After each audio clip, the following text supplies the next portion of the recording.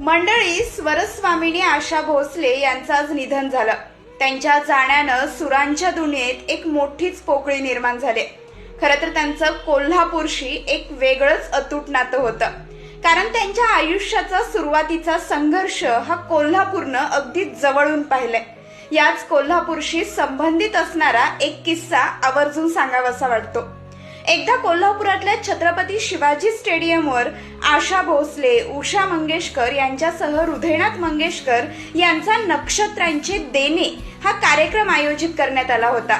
त्यावेळी आशा भोसले यांनी सुरुवातीला काही 3-4 भावगीतं सादर केली, काही चित्रपट गीतही सादर केली, पण पब्लिक मात्र ढिम्म होतं. लोकांचा उत्साह काही पाहायला मिळत नव्हता.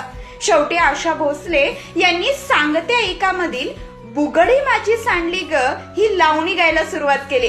तेव्हा मात्र पहिल्या मुखड्यानंतरच शिवाजी स्टेडियम हे शिट्ट्यांनी दणाणून निघालं. लोकांचा प्रचंड उत्साह पाहायला मिळाला. मुखडा संपल्यावर मात्र आशा भोसले आवर्जून म्हणाल्या की आत्ता माझ्या ध्यानात आलं, मी सुरुवातीलाच लावणी गायला हवी होती. अशा प्रकारे कोल्हापूरमध्ये त्यांच्या गाण्यामागचा हुरूप आणि त्या हुरूपामागचं टॉनिक कोणतं होतं तर ते म्हणजे कोल्हापूरकरांची दाद. असं हे आशा भोसले यांचं कोल्हापूरशी आणि कोल्हापूरकरांशी असणारं एक वेगळंच नातं. आज ते आपल्यात नाहीत, पण त्यांचं कोल्हापूरशी असणारं हे नातं सदैव अजरामर राहील, यात काही शंका नाही.